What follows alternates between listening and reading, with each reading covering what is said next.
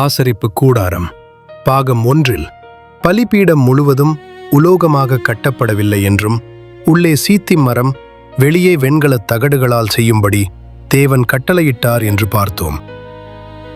பலிபீடத்தின் மேல் பகுதி 4 பக்கங்களிலும் சமமான அளவுள்ள சதுர வடிவில் இருந்தது. அது 5 முழ நீளமும் 5 முழ அகலமுமாயிருந்தது. அதன் உயரம் 3 முழம். இது ஒரு திடமான மரக்கட்டையால் அல்ல, பலகைகளால் பெட்டி போலச் செய்யப்பட்டு உள்ளே காலியாக இருந்தது.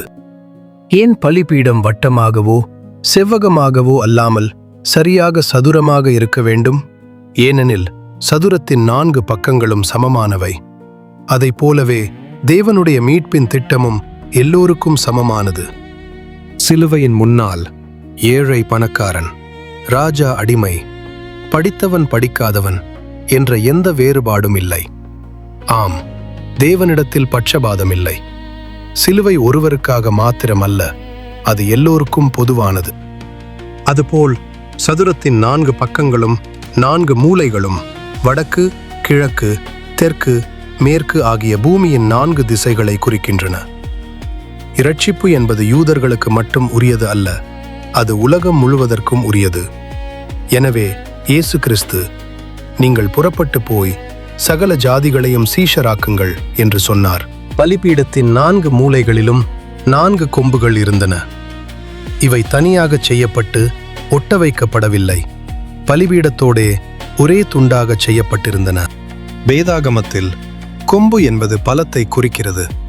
இது சிலுவையின் வல்லமையை காட்டுகிறது. சிலுவையின் நற்செய்தி இரட்சிப்பு உண்டாவதற்கு அது தேவபெலனாயிருக்கிறது. பழைய ஏற்பாட்டில் மரணத்துக்கு ஏதுவான குற்றம் ஒருவன் செய்தால் அவன் ஓடிப்போய் பலிபீடத்தின் கொம்புகளை பிடித்து கொண்டால் அவனுக்கு கருணை காட்டப்படும். அதைப்போல் பாவிகளுக்கு சிலுவை ஓர் அடைக்கல பட்டணம். பழைய ஏற்பாட்டில் ஒரு காளையோ அல்லது ஆடோ பலிபீடத்திற்கு கொண்டு வரப்படும் போது அது மரண பயத்தில் துடிக்கும், தப்பியோட பார்க்கும். அந்த விலங்கு பயந்து ஓடிவிடாதபடிக்கு அதன் கழுத்தையும் கால்களையும் பலிபீடத்தின் கொம்புகளோடு சேர்த்து கயிறுகளால் பலமாக கட்டுவார்கள். ஆனால் இயேசு கிறிஸ்துவோ ஒரு ஆட்டைப் போல தம்மை வெட்டுகிறவனுக்கு முன்பாக சத்தமிடாதிருந்தார். அவர் தப்பியோட நினைக்கவில்லை, அவரை கயிறுகளால் கட்டவில்லை. அவர் தப்பியோடாதபடி போர் சேவகர்களால் ஆணிகளால் அடிக்கப்பட்டார். கட்டப்படுவது என்பது திரும்ப பெற முடியாத அர்ப்பணிப்பை குறிக்கிறது. ஒரு முறை பலிபீடத்தோடு கட்டப்பட்டு விட்டால் இனி அந்த மிருகம் உயிருடன் திரும்ப முடியாது. இயேசுவும் சிலுவையின் மரண பரியந்தம் தன் ஜீவனை சிலுவையில் கொடுக்கும் வரை அந்த அர்ப்பணிப்பிலிருந்து பின்வாங்கவில்லை. அடுத்து வெண்கல வலை. இது வெண்கலச் சல்லடை, அதாவது பின்னப்பட்ட வலை. இது பலிபீடத்தின் நடுமையத்தில் சரியாக 1.5 முழ உயரத்தில் உள்ளே அமைக்கப்பட்டிருந்தது. தேவன் ஏன் பலிபீடத்திற்குள் ஒரு வலை அல்லது சல்லடை போன்ற அமைப்பை வைக்கச் சொன்னார் என்பதற்கு 3 முக்கிய அறிவியல் மற்றும் நடைமுறை காரணங்கள் உள்ளன. ஒரு நெருப்பு நன்றாக எரிய வேண்டுமானால் அதற்கு அடியிலிருந்து காற்று, ஆக்சிஜன் கிடைக்க வேண்டும். பலிபீடம் ஒரு பெட்டி போல மூடப்பட்டிருந்தால் நெருப்பு அணைந்துவிடும். இந்த வலை நடுவில் இருந்ததால் கீழே இருந்து காற்று தாராளமாக மேலே சென்று பலி முழுமையாக எரிக்கப்பட உதவும். விறகும் பலி மிருகமும் இந்த வலையின் மேல்தான் வைக்கப்பட்டன. அவை எரிந்து சாம்பலாகும் போது சாம்பல் மட்டும் சல்லடை வழியாக கீழே விழுந்துவிடும். ஆனால் நெருப்பு வலையின் மேலே தொடர்ந்து எரிந்து கொண்டிருக்கும். இதனால் அக்னி அணையாமல் பாதுகாக்கப்பட்டது. பலிபீடம் மரத்தால் செய்யப்பட்டு வெண்கலத்தால் மூடப்பட்டிருந்தது. நெருப்பு நேரடியாக மரத்தரை பகுதியில் பட்டால் பலிபீடமே எரிந்துவிடும் அபாயம் இருந்தது. ஆனால் இந்த வலை நடுவில் தொங்கவிடப்பட்டிருந்ததால் நெருப்பு அந்தரத்தில் இருந்தது போல அமைந்தது. இது பலிபீடத்தின் அடிப்பாகத்தை பாதுகாத்தது. பலிபீடத்தின் மற்ற பாகங்கள், சுவர்கள், கொம்புகள் அக்கினியின் வெப்பத்தை உணர்ந்தன. ஆனால் இந்த வெண்கல வலை மட்டும்தான் அக்கினியை தன் மீது சுமந்தது. இயேசுவும் சிலுவையில் வெறும் வெளியரங்கமான பாடுகளை மட்டும் அனுபவிக்கவில்லை. அவர் நம்மீது வரவிருந்த தேவ கோபாக்கினையின் மையத்தில் நின்றார். அந்த வலை எப்படி நெருப்பால் உருகி போகாமல் தாங்கி நின்றதோ அப்படியே இயேசுவும் அந்த தேவ கோபாக்கினையில் அழிந்து போகாமல் ஜெயித்தார். இந்த வெண்கல வலை பலியை தாங்கி வைத்து கொள்ள வேண்டும். அதே சமயத்தில் சாம்பலை கீழே தள்ள வேண்டும். பலியை தாங்கி வைத்துக் கொள்வது என்பது கிறிஸ்துவின் பலி தேவனால் உயர்த்தப்பட்டு ஏற்றுக்கொள்ளப்பட்டதை குறிக்கிறது. சாம்பலை கீழே தள்ளுவது என்பது பாவமும் மாம்சமும் எரிந்து சாம்பலாகி கீழே தள்ளுவதை குறிக்கிறது. அடுத்து பலிபீடத்தின் அணையாத அக்கினி. பலிபீடத்தின் மேல் அக்கினி எப்பொழுதும் எரிந்து கொண்டிருக்க வேண்டும். அது ஒரு பொழுதும் அவிந்து போகலாகாது. இந்த பலிபீடத்தின் நெருப்பு மனிதனால் பற்ற வைக்கப்பட்டது அல்ல. ஆசரிப்பு கூடாரம் பிரதிஷ்டை செய்யப்பட்ட நாளில் ஆரோன் பலியை அடுக்கின போது கர்த்தருடைய சந்நிதியிலிருந்து அக்கினி புறப்பட்டு பலிபீடத்தின் மேலிருந்த பலியை எரித்தது. மனிதன் உண்டாக்கும் நெருப்பு, அதாவது சுயமுயற்சி, மதச்சடங்கு பாவத்தை போக்காது. வானத்திலிருந்து வந்த அக்கினி, அதாவது தேவனுடைய அங்கீகாரம் மட்டுமே பலியை ஏற்றுக்கொள்ள முடியும். எனவே ஆரோனின் குமாரர்கள் நாதாபும் அபியுவும் தாங்களே உண்டாக்கின அந்நிய அக்கினியை ஆசரிப்பு கூடாரத்தில் கொண்டு வந்தபோது செத்துப் போனார்கள். இஸ்ரவேல் மக்கள் இரவும் பகலும் தொடர்ந்து பாவம் செய்யக்கூடிய சுபாவம் உள்ளவர்கள். எனவே தேவனுடைய நீதி தூங்காது. அந்த நெருப்பு அணைந்து விட்டால் தேவனுக்கும் மனுஷனுக்கும் உள்ள உறவு துண்டிக்கப்பட்டு விட்டது என்று அர்த்தம். எனவே பலிபீடத்தின் அக்கினி அணையாமல் எந்நேரமும் எரிந்து கொண்டிருக்கும். அடுத்து நாம் பார்க்க இருப்பது 5 வெண்கல பனிமுட்டுகள். இவைகள் அனைத்தும் வெண்கலத்தால் செய்யப்பட்டவைகள். சாம்பல் எடுக்கும் சட்டிகள். பலிமிருகம் எரிந்து முடிந்த பிறகு கிடைக்கும் சாம்பல் குப்பை அல்ல. அது தேவன் பலியை ஏற்றுக்கொண்டார் என்பதற்கான அத்தாட்சி. இந்த சாம்பலை எங்கே கொட்டுவார்கள் தெரியுமா? பாளையத்துக்கு புறம்பே சுத்தமான ஒரு இடத்திலே கொட்டுவார்கள். சாம்பல் என்பது முடிந்து போன நியாய தீர்ப்புக்கு அடையாளம். என் பாவத்திற்கான தண்டனை தீர்க்கப்பட்டு விட்டது. அதை நினைத்து பயப்பட தேவையில்லை. கரண்டிகள், இது சாம்பலை வாரி எடுப்பதற்கும் பலிபீடத்தை சுத்தம் செய்வதற்கும் பயன்பட்டது. நெருப்பு நன்றாக எரிய வேண்டுமானால் பழைய சாம்பல் அகற்றப்பட வேண்டும். சாம்பல் அடைத்து கொண்டிருந்தால் காற்று போகாது, நெருப்பும் அணைந்துவிடும். எனவே கரண்டிகள் மூலம் சாம்பலை வாரி எடுப்பார்கள். இதுபோல நம்முடைய ஆவிக்குரிய வாழ்க்கையில் நாமும் நம்மை ஆராய்ந்து பார்த்து தேவனுக்கு பிரியமில்லாத காரியங்களை எடுத்து போட்டு நம்மை அனுதினமும் புதுப்பிக்க வேண்டும். அப்பொழுது நம்முடைய ஆவிக்குரிய வாழ்க்கை அனலாயிருக்கும். கிண்ணங்கள், இது 5 வெண்கல பனிமுட்டுகளில் மிக முக்கியமான பாத்திரம். இதுதான் பலிமிருகத்தின் இரத்தத்தை ஏந்திக் கொள்ளும் பாத்திரம். இரத்தம் தரையில் சிந்தினால் அதற்கு பலன் இல்லை. அது பாத்திரத்தில் பிடிக்கப்பட்டு பலிபீடத்தின் மேல் தெளிக்கப்பட வேண்டும்.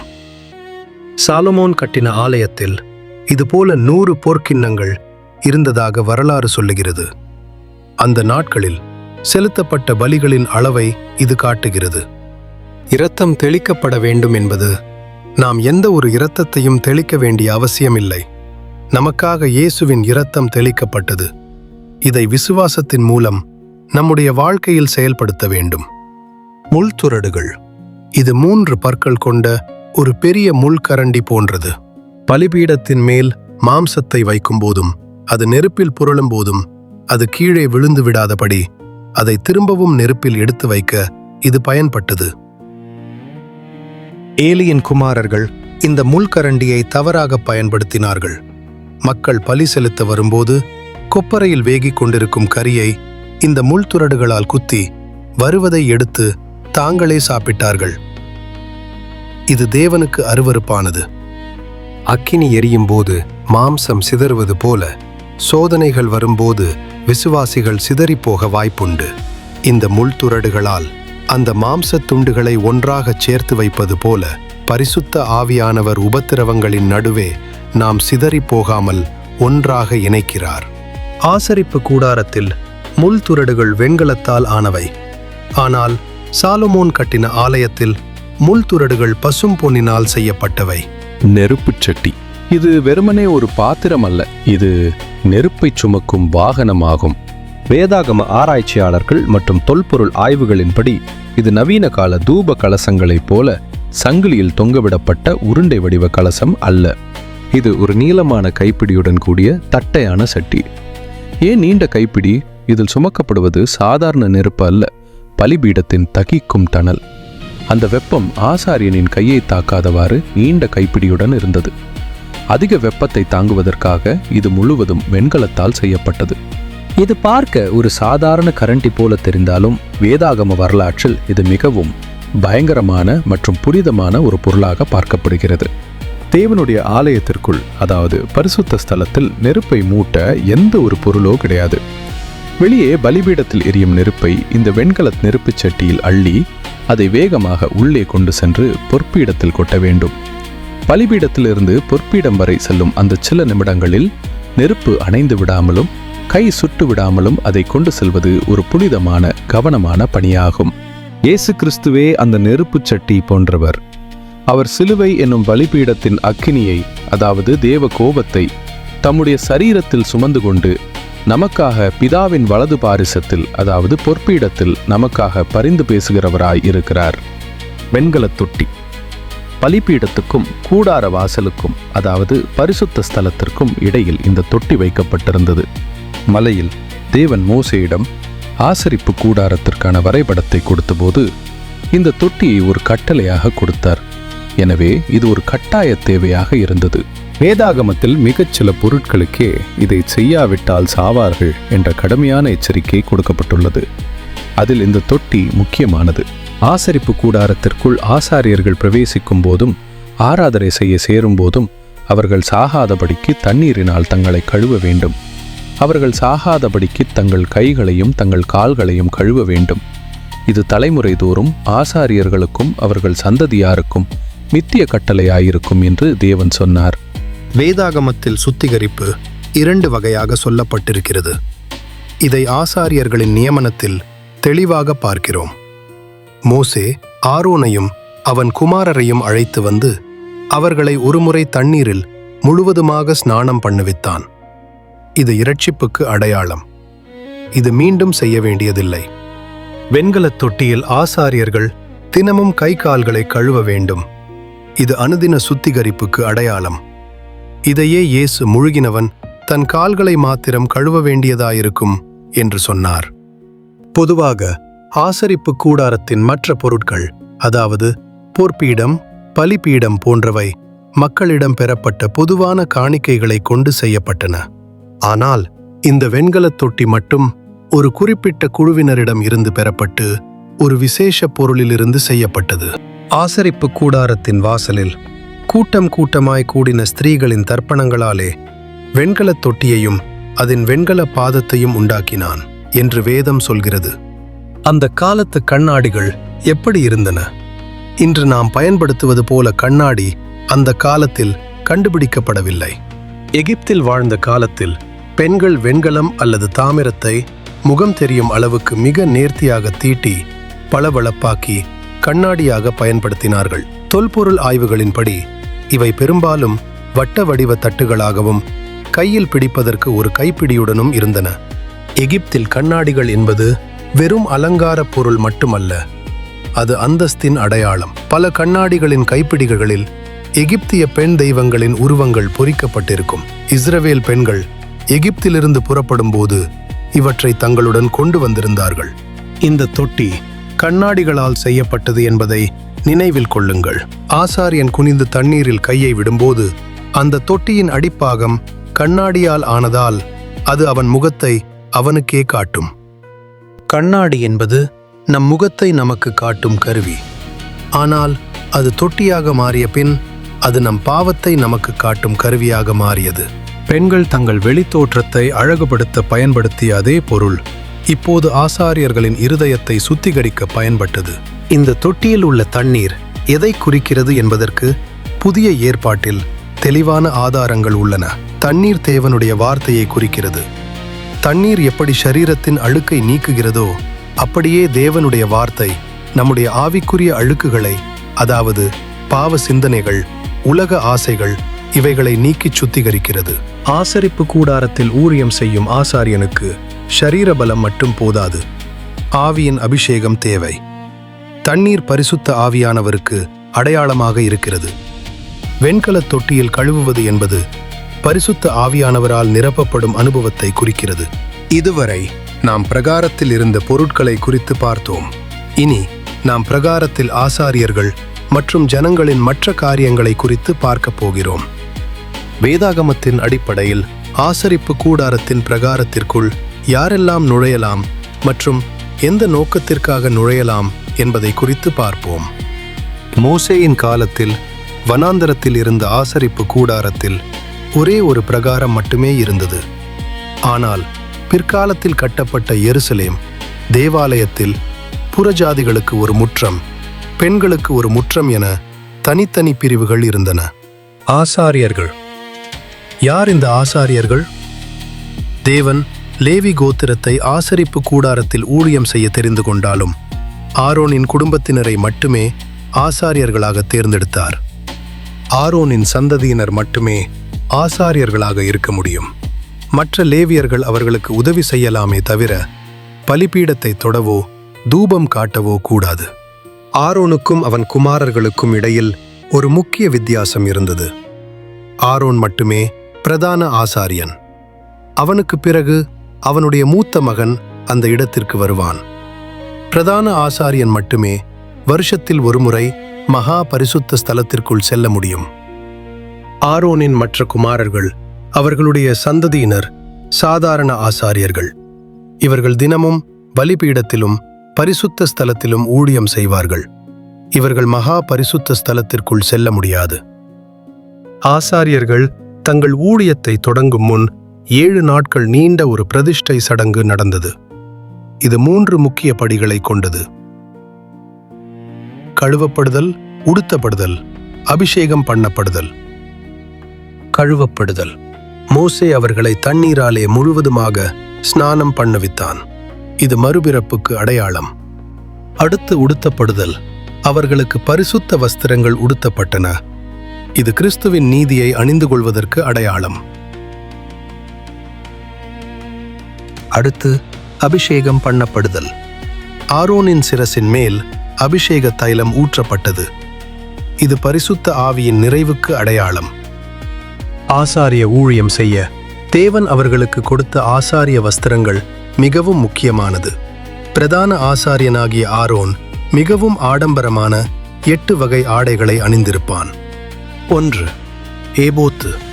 இது ஆசாரிய உடையின் மிக முக்கியமான மேலங்கி. இது ஒரு ஏப்ரன் போல முன்புறமும் பின்புறமும் தொங்கும். இதற்கு நீல நூல், ஊதா நூல், சிவப்பு நூல் மற்றும் திரித்த மெல்லிய பஞ்சு நூல் போன்றவைகள் பயன்படுத்தப்பட்டது. இதன் 2 தோள் பட்டைகளிலும் 2 கோமேதக கற்கள் இருந்தன. ஒவ்வொரு கல்லிலும் இஸ்ரவேலின் 6 கோத்திரங்களின் பெயர்கள் வெட்டப்பட்டிருந்தன. 2வது நியாயவிதி மார்பதக்கம். இது ஏபோத்தின் மார்பு பகுதியில் சங்கிலிகளால் இணைக்கப்பட்ட ஒரு சதுர வடிவ பை போன்ற அமைப்பு. இந்த பைக்குள் ஊரிம் மற்றும் தும்மீம் என்கிற 2 விசேஷ கற்கள் இருந்தன. இவை தேவனுடைய சித்தத்தை அறிய உதவின. இதில் இஸ்ரவேலின் 12 கோத்திரங்களை குறிக்கும் 12 விலையேற பெற்ற கற்கள் பதிக்க வேண்டும். 1ஆம் பத்தி பத்மராகமும் புஷ்பராகமும் மாணிக்கமும். 2ஆம் பத்தி மரகதமும் இந்திர நீலமும் வச்சிரமும். 3ஆம் பத்தி கெம்பும் வைடூரியமும் சுகந்தியும். 4ஆம் பத்தி படிகப்பச்சையும் கோமேதகமும் எஸ்பியுமாய் இவைகள் அந்தந்த பத்தியில் பொன்னினாலே பதித்திருக்க வேண்டும். இவைகள் இயேசு கிறிஸ்து தன் பிள்ளைகளை தன் தோள்களில் மட்டுமல்ல தன் நெஞ்சிலும் சுமக்கிறார் என்பதை வெளிப்படுத்துகிறது. 3வது ஏபோத்தின் அங்கி. இது ஏபோத்துக்கு கீழே அணியும் முழு நீல நிற அங்கி. இதன் ஓரங்களில் மாதளம் பழங்களும் மற்றும் பொன்மணிகளும் மாறி மாறி தொங்கவிடப்பட்டிருந்தன. பிரதான ஆசாரியன் மகா பரிசுத்த ஸ்தலத்திற்கு செல்லும்போது, ஆசாரியன் நடக்கும்போதும் அசையும் போதும் இந்த மணிகள் சத்தமிடும். இது ஆசாரியன் உயிருடன் இருக்கிறான் என்பதற்கான அடையாளம். இயேசுவே மகா பிரதான ஆசாரியர். அவருடைய ஊழியம் கனிகள் நிறைந்ததாயும் சாட்சிகள் நிறைந்ததாயும் பிதாவை மகிமைப்படுத்தியதாயும் இருந்தது. 4வது விசித்திரமான அங்கி. இது மற்ற ஆடைகளுக்கு உள்ளே அணியும் நீண்ட வெள்ளை அங்கி. இது மெல்லிய பஞ்சு நூலால் விசித்திரமான பின்னல் வேலையாய் செய்யப்பட்டது.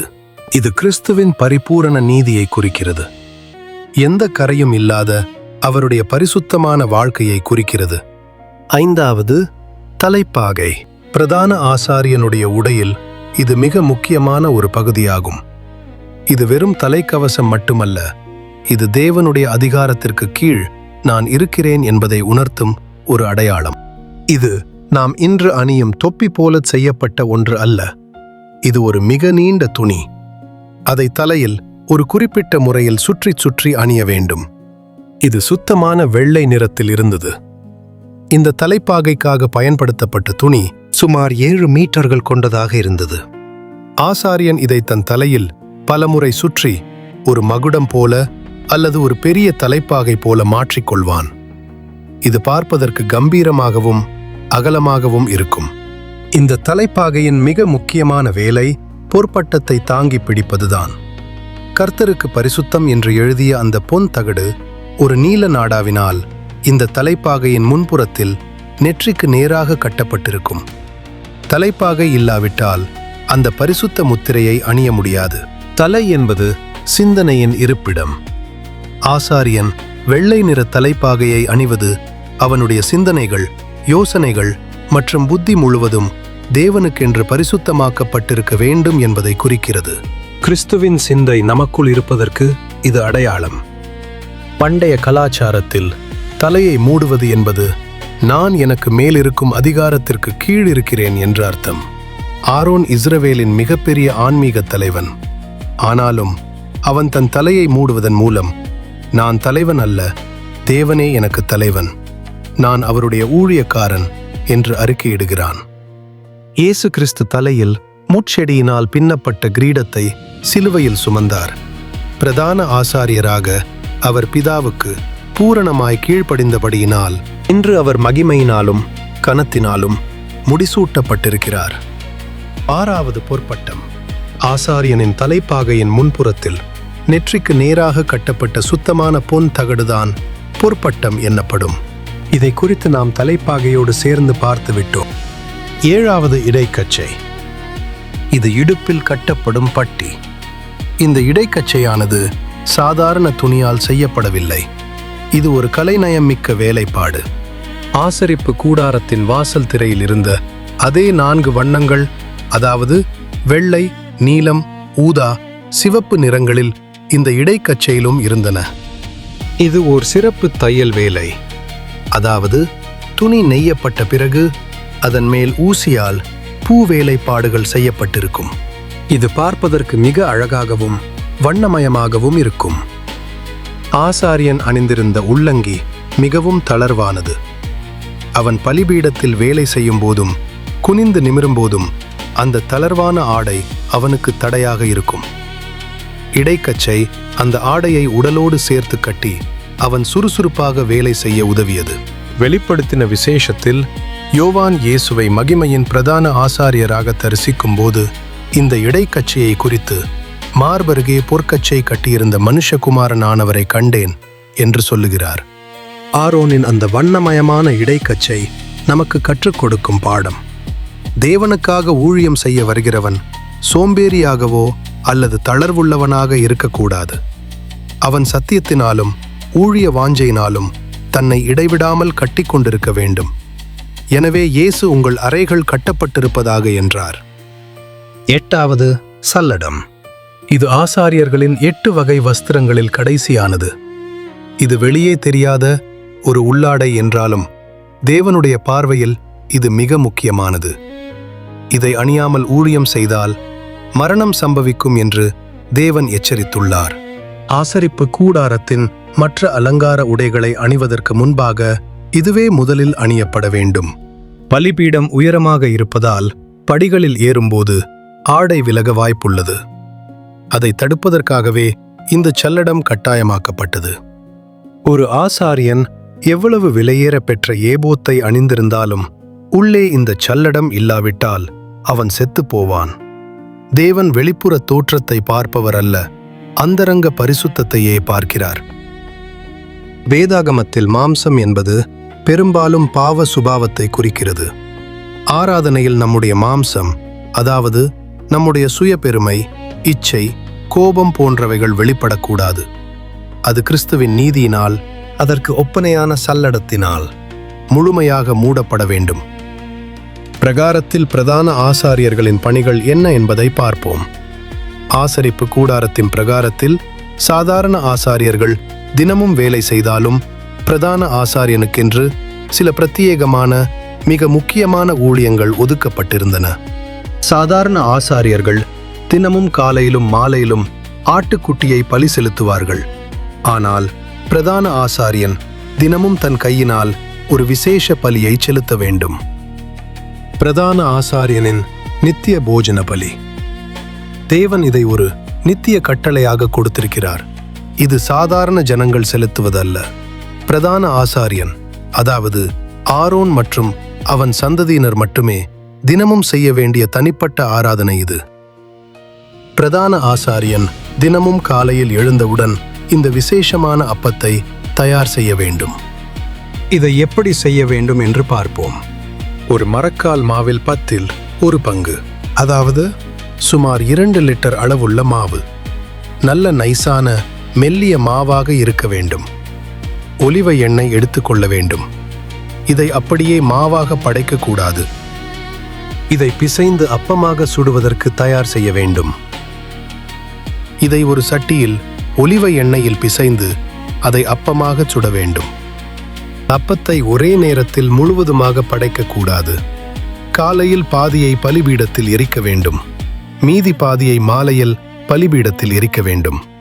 இதில் பிரதான ஆசாரியனின் அர்ப்பணிப்பு காலையிலும் இருக்க வேண்டும், மாலையிலும் இருக்க வேண்டும். இதுதான் இந்த பலியின் மிக முக்கியமான விதி. இதை சாப்பிடக்கூடாது. ஏன் சாப்பிடக்கூடாது? பிரதான ஆசாரியன் என்பவன் தேவனுக்கும் மக்களுக்கும் இடையில் இருப்பவன். மக்கள் கொடுப்பதை அவன் சாப்பிடலாம், அதாவது அது அவனுக்கு கூலி. ஆனால் அவன் தேவனுக்கு கொடுக்கும்போது பலி முழுவதும் 100% தேவனுக்கே போய் சேர வேண்டும். பொதுவாக மக்கள் தானிய பலியை கொண்டு வந்தால் அதில் ஒரு கைப்பிடியை மட்டும் தேவன் எடுத்துக்கொள்வார், அதாவது எரிப்பார்கள். மீதி இருப்பதை ஆசாரியர்கள் சமைத்து சாப்பிடுவார்கள். இதன் ஆவிக்குரிய அர்த்தம் பலி இயேசுவை காட்டுகிறது. மாவு இயேசுவின் சரீரம். எண்ணெய் பரிசுத்த ஆவியானவர். சட்டி இயேசு பட்ட பாடுகள். இயேசு இந்த பூமியில் வாழ்ந்தபோது தன் மகிமையில், அதாவது பரலோகத்தின் அதிகாரங்களை கொஞ்சத்தை கூட தனக்காக வைத்துக் கொள்ளவில்லை. என் சித்தப்படி அல்ல, உம்முடைய சித்தத்தின்படியே ஆகக்கடவது என்று 100% பிதாவுக்கு ஒப்பு கொடுத்து விட்டார். இதுவே முழுமையான போஜன பலி. நேற்று நான் என்னை தேவனுக்கு அர்ப்பணித்து விட்டேன் என்று இன்று சும்மா இருக்கக்கூடாது. ஒவ்வொரு நாளும் உமக்கு கீழ்ப்படுகிறேன் என்று நம்மை நாமே அர்ப்பணிக்க வேண்டும். அதன்படி செய்ய வேண்டும். பிரியமானவர்களே, தேவனுடைய கிருபையினாலும் தேவனுடைய ஞானத்தினாலும் தேவன் எங்களுக்கு கொடுத்த தரிசனத்தின்படி வேதாகம நிகழ்வுகள், வேதாகம மனிதர்கள் வாழ்க்கை மற்றும் பல காரியங்களை ஆவணப்படமாக வெளியிட உள்ளோம். இதன் முதல் முயற்சியாக ஆசரிப்பு கூடாரம் பாகம் 1 வெளியிட்டுள்ளோம். அது அநேக 1000 ஜனங்களுக்கு ஆசீர்வாதமாயிருந்தது. இப்பொழுது ஆசரிப்பு கூடாரம் 2ஆம் பாகம் வெளியிட்டுள்ளோம். இதை நீங்கள் அநேகருக்கு அறிமுகம் செய்யுங்கள். உங்கள் திருச்சபைக்கோ உங்களுக்கோ இதன் ஒரிஜினல் வீடியோ தேவை என்றால் எங்களை தொடர்பு கொண்டு பெற்றுக்கொள்ளவும். இன்னும் தொடர்ந்து இதுபோன்ற வீடியோக்களை நாங்கள் வெளியிட எங்களுக்காக ஜெபியுங்கள்.